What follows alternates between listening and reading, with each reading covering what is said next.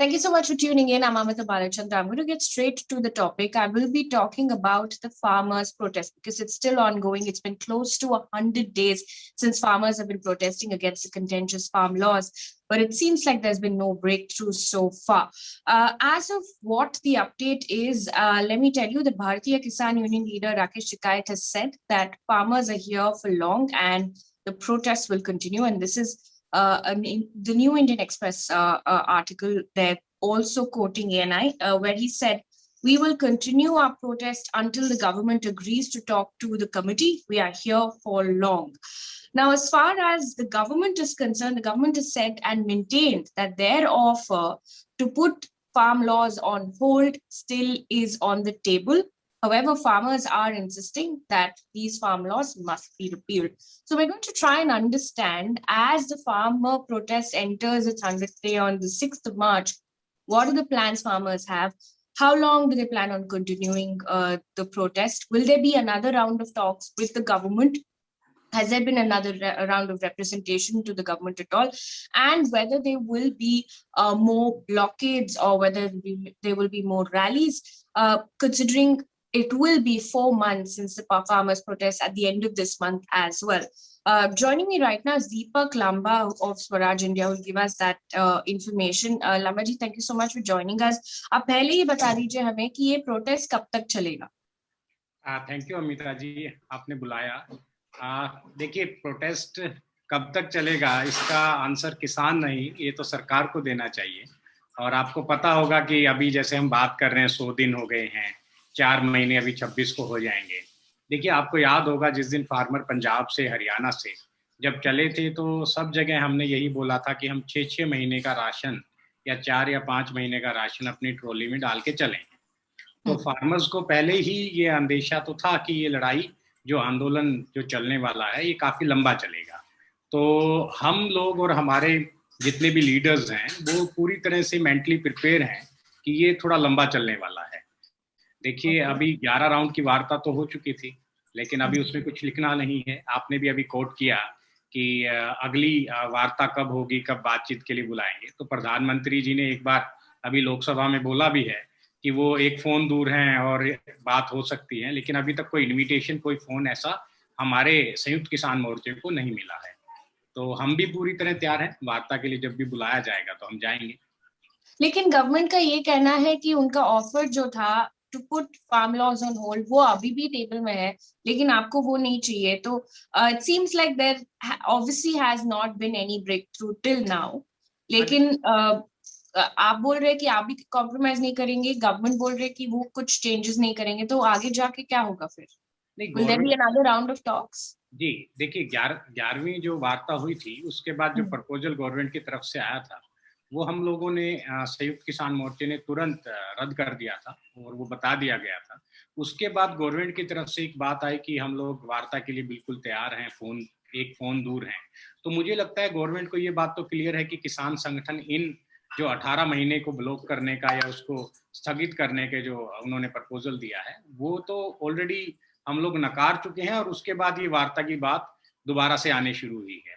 तो गवर्नमेंट को भी पता है कि हम लोग उससे आगे की बात कर रहे हैं, ना कि उसी बात पे अटके। तो आगे जाके क्या होने वाला है? क्या और फार्मर्स आएंगे? Are you trying to mobilize more farmers from different states as well? We know that 4 states for instance are going to election starting May as well. देखिए अमिता जी, जब दिल्ली की तरफ फार्मर आए थे तो पहला ये था मोटो कि जाके दिल्ली में जाके बैठेंगे, लेकिन बैरिकेड्स लग गए तो हम लोग बॉर्डर पे बैठ गए। तो पहला उद्देश्य ये था कि अपना प्रोटेस्ट को यहाँ पूरे देश को दिखाने के लिए दिल्ली आने की बात थी। तो अभी मुझे ये लग रहा है कि 5 जगह तो ऑलरेडी 6 जगह अभी मोर्चे चल रहे हैं दिल्ली के चारों तरफ। और जो संख्या की बात है, देखिए जब जब हमारे कार्यक्रम होंगे, जैसे अभी आपको मैंने बताया कि 6 तारीख को कार्यक्रम हमने एक चॉकआउट किया है जिसमें केएमपी को दोनों तरफ से ब्लॉक करने की बात है। उसी दिन हमें काला झंडे भी अपने सभी घरों पे और इवन काला रिबन और कोई कपड़ा हर किसान साथी अपने हाथों पे बांध के रखेगा। तो उसको हम ब्लैक डे की तरह मना रहे हैं क्योंकि 100 दिन हो गए हैं और सरकार को अभी कुछ नहीं पड़ी। अगला जो प्रोग्राम है जैसे 8 का, जिसको आपको पता ही है अंतर्राष्ट्रीय महिला दिवस है, तो जैसा रहा है अभी हमने पहले भी एक किसान महिला दिवस मनाया था जिस दिन महिलाओं ने नेतृत्व किया था। तो इस दिन भी बहुत सारे महिला किसान साथी हर बॉर्डर साइट पे पहुंचेंगे, और उसके अलावा जहां जहां टोल्स पे धरने चल रहे हैं, गाँव में, शहरों में, जहां भी, जिस भी राज्य में, जिस भी रूप में धरने और प्रदर्शन चल रहे हैं, उसमें महिलाएं नेतृत्व करेंगी और सेंटर स्टेज की भूमिका निभाएंगी। अब बात आती है, आपने एक स्पष्ट रूप से पूछा कि कब ये संख्या बढ़ेगी, कब लोग दिल्ली की तरफ कूच करेंगे। तो देखिए, इसका अभी कोई प्रोग्राम ऐसा नहीं है, लेकिन अब आंदोलन का स्वरूप बदल चुका है। हम लोग बॉर्डर पे डटे हुए हैं, कुछ साथी जाके महापंचायतें कर रहे हैं, नेता महापंचायतों में पहुंच रहे हैं। आप अभी देखिए कि पहले ये आंदोलन जो था पंजाब और हरियाणा का था, लेकिन अभी इसमें 2 स्टेट और पूर्ण रूप से जुड़ गए हैं। यदि आप देखें, राजस्थान की जो सभाएं हो रही हैं, वो हरियाणा प्रदेश में हुई सभाओं के इक्वल नंबर की लगभग हो रही हैं, और राजस्थान बहुत बड़ा स्टेट है। अभी हम 5 दिन के लिए राजस्थान में गए थे, तो काफी डिस्ट्रिक्टों में सभाएं हुई हैं, जिसमें गंगानगर, सीकर, एक राय सिंह नगर है, नागौर है, तो हनुमानगढ़ है। ऐसी जगह पे जाके पंचायतें हो रही हैं जहाँ के लोग यहाँ पे पहुंच पाना उनके लिए संभव नहीं था।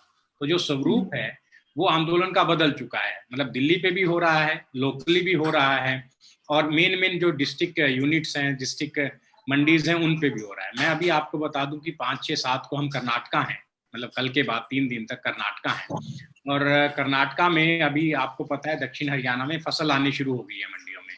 तो प्रधानमंत्री जी और सरकार ये कहते हैं कि एमएसपी था, है और रहेगा, हम उसी का भांडा फोड़ने के लिए जा रहे हैं वहाँ। तो हमें रिपोर्ट्स हैं कि वहाँ एमएसपी किसानों को अभी भी नहीं मिल रहा है। तो हम एक गुलबर्गा नाम से एक जगह है, और एक है बेलारी बेलारी करके एक जगह है कर्नाटका में। तो हम दोनों मंडियों में जा रहे हैं 5 और 6 को, और वहाँ किसान साथियों के साथ बैठेंगे, और जो मंडी खरीद की व्यवस्था है उसके बारे में हम फिर 7 तारीख को बेंगलोर में एक प्रेस कॉन्फ्रेंस भी करेंगे।